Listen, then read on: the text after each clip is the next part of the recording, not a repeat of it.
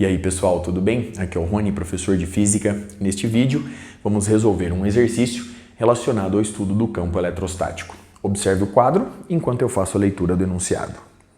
Encontre o campo elétrico a uma distância z acima do centro do disco de uma espira circular de raio Rzinho que tem uma densidade linear de carga uniforme lambda. Para resolver o exercício, vamos entender melhor a figura ilustrada no quadro. Aqui nós temos a distribuição linear e uniforme de cargas elétricas. Estou assumindo sem perda de generalidade que tais cargas são positivas. Eu delimito aqui um elemento infinitesimal de comprimento dl e carga dq. Perceba que esse elemento está a uma distância t do ponto P localizado sobre o eixo z e, portanto, a distância desse ponto ao centro da espira circular é igual a z. Ela possui raio Rzinho. Como a densidade linear de carga é uniforme, lambda, obtida pela razão dq sobre dl, é uma constante. Muito bem, vamos começar, portanto, calculando a contribuição infinitesimal ao campo eletrostático total. A intensidade dessa contribuição infinitesimal eu vou representar por dE. Sendo assim, dE é igual a 1 sobre 4π ε0 vezes o módulo da carga dq, simplesmente dq dividido pela distância ao quadrado. Logo, dE é 1 sobre 4π ε0, dq é simplesmente lambda dl, e analisando a figura, vemos que nesse triângulo retângulo a gente obtém a relação t ao quadrado é igual a z ao quadrado mais rzinho ao quadrado. Note o seguinte, como o ponto P localizado sobre o eixo z é um ponto fixo, z é uma constante e rzinho é uma constante. Portanto, t quadrado é rzinho ao quadrado mais z ao quadrado.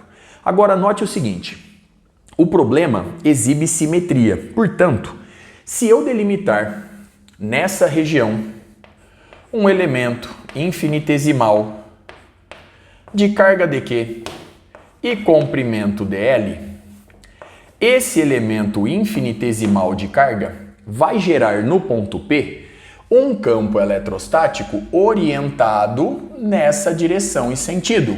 Muito bem, de mesma intensidade dE.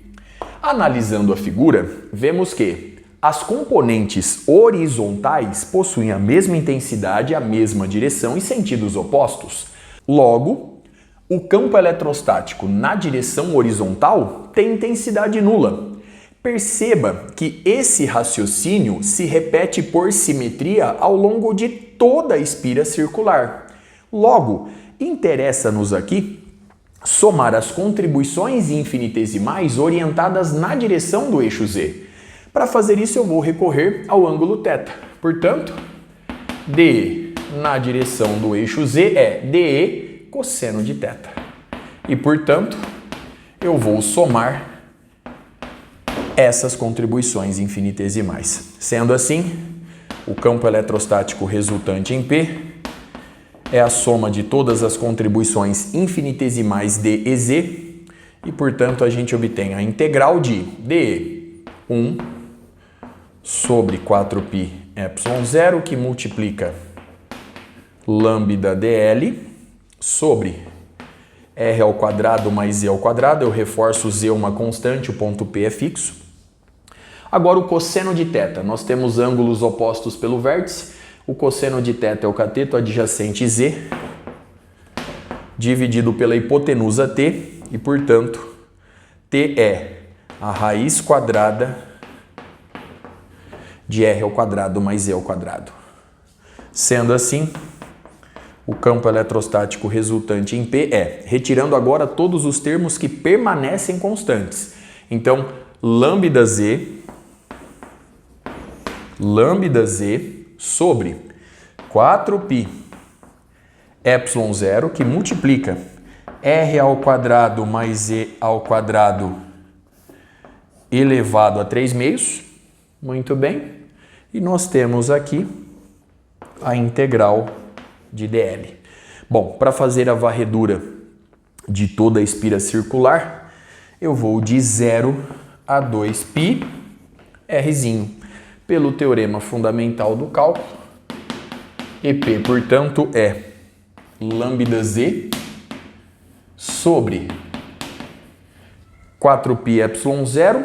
Essa integral nos dá 2π Rzinho. Então, nós temos 2π Rzinho sobre R ao quadrado mais Z ao quadrado elevado a 3/2. Bom, vamos simplificar um pouco mais a expressão. EP, portanto, é 2π sobre 4π, dá 1 sobre 2. Então, nós temos lambda-z sobre 2 ε0.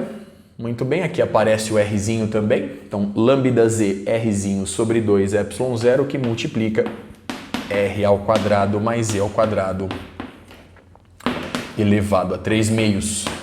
Na notação vetorial, temos o vetor EP na direção do eixo Z. Observe o resultado obtido. Vamos agora aplicar a seguinte condição, até para que a gente possa verificar se este resultado está correto. Eu vou admitir agora que Z é muito maior que Rzinho. Nessa condição, nós devemos encontrar o campo eletrostático devido a uma carga elétrica pontiforme, pois, neste caso, o ponto P vai observar esse anel como uma carga pontiforme. Portanto, levando essa condição na expressão acima, EP fica dado por... Então, nós temos lambda vezes Z vezes R. Então, Z vezes R. Lambda eu vou substituir pela carga total do anel de raio Rzinho, dessa espira circular de raio Rzinho, sobre o comprimento, 2π Rzinho. Como o lambda é uma constante, essa expressão, essa razão, permanece válida. Portanto, Z vezes R vezes lambda. Então, eu tenho Qzinho sobre 2πr. E no denominador, nós temos 2ε0, que multiplica. Agora, R ao quadrado mais Z ao quadrado, dentro dessa condição, é aproximadamente igual a Z ao quadrado. Z ao quadrado elevado a 3/2 nos dá Z elevado ao cubo. Portanto, o campo eletrostático nessa condição fica dado por... Eu vou simplificar Rzinho, vou simplificar Z com o cubo, portanto a gente obtém, conforme era de se esperar, o campo eletrostático devido a uma carga pontual 1 sobre 4πε0 vezes a carga Qzinho sobre Z elevado ao quadrado. Na notação vetorial, nós temos o campo eletrostático na direção do eixo Z. Observe no quadro, portanto, uma última vez os resultados obtidos, toda a análise realizada. Com isso eu encerro este vídeo. Até a próxima.